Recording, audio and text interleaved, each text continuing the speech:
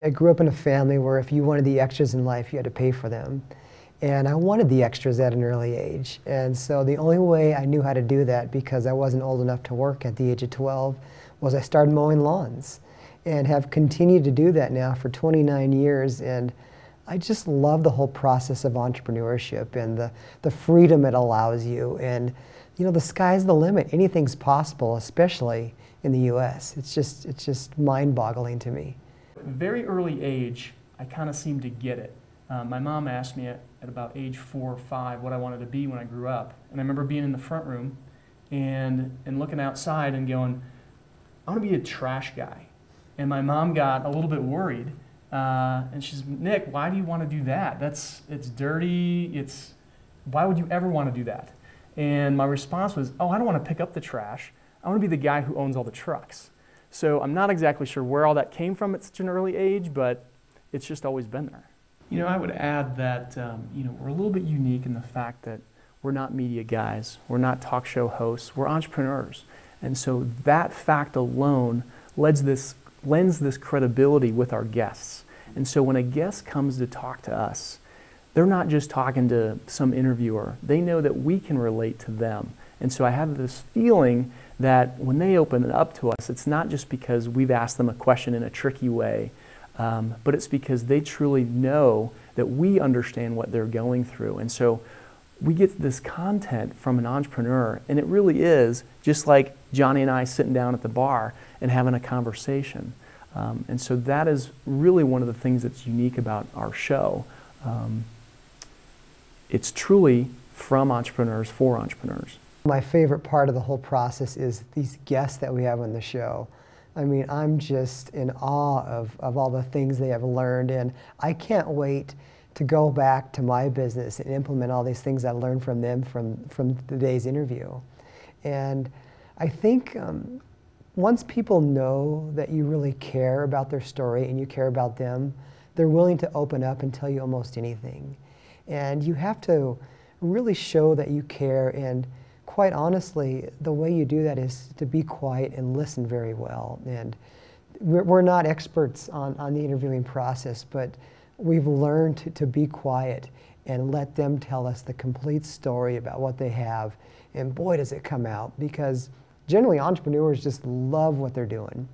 And they're happy to share their story with you and other people because they generally want other people to be successful. It's just the way they think most of the time.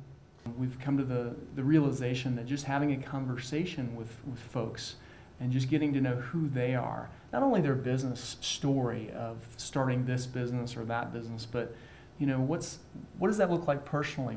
Where were you at when you started this thing? One of the gals that we interviewed had, right before she started her business, she lost her husband. They were 25 years old. And how did that push her? Because one of the things that we're really about as a radio show is that business, when you're an entrepreneur, when you're a business owner, it's not just business. It's personal. It's your whole entire life. It's 24/7. You never shut it off. And that's what I love. I love hearing how that relates to a business owner and getting to know them, not only on a business level, but on a personal level. Well, our format is unique now, because what we do is we found that if we take the analogy that we're sitting around the kitchen table talking shop about business, that's where all the good stuff comes out. So what we like to do is just be relaxed. We don't start and stop and cut and go. We just let it all go. We record for an hour and a half and let the guests talk about their story and about what they've done and what they like. And we try to get really personal with them, and we try to ask questions that people at home would want to hear and want to know. We'd like to go after some sponsors kind of on two different levels. We would like to have sponsors that are more of a national footprint, that really want to become known with the small business community. Folks that really, they offer a great service for small business. They're known on a national footprint, and so people would look at them and go, oh, that show has great credibility because they're associated with this insurance company or that bank. And so that's one level of sponsor that we're going after. A sponsor that we can have a win-win relationship with. We can bring interesting content and really a touch into small business like nobody else has a way into small business, because Johnny and I, that's where we come from, and we're part of small business. And the other kind of sponsor that we're looking for is really the local sponsor. We're looking for folks that are in the community, that are small businesses themselves, that again provide a service or a product for a small business owner that brings great value, and again, that good win-win relationship between them, with us, and with our listener. Really concerned that we want these sponsors to have great integrity and great morality about them, because we want to make sure that the content that they're giving and that their reputation is so great that it parlays into the listening audience. And therefore, our name's on the line also. So we don't just want anybody, we want the best of the best out there. Well, because we're a smaller show, it's Johnny and I, we have total control. And what we wanted to do is we wanted to create something in this space, small business radio, that was unique to our sponsors. We want to, again, bring that great value. And so we look at all of our resources, and so we've got resources that a typical advertiser might not have access to. And so we've created this program of small business access.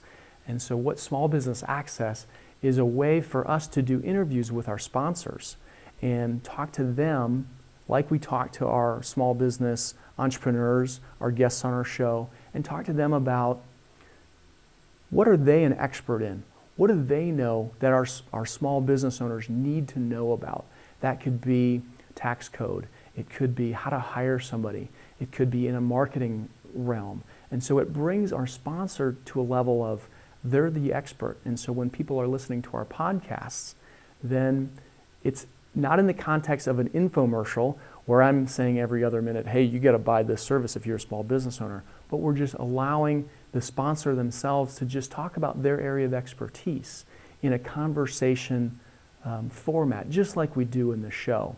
And then we can take that content, we will put it into our podcast, but then also we'll put it on our show. We're going to build a library of small business topics, everything from marketing to legal, accounting, all the different areas where a small business owner can go to our website and go, you know what, I'm getting ready to build a website.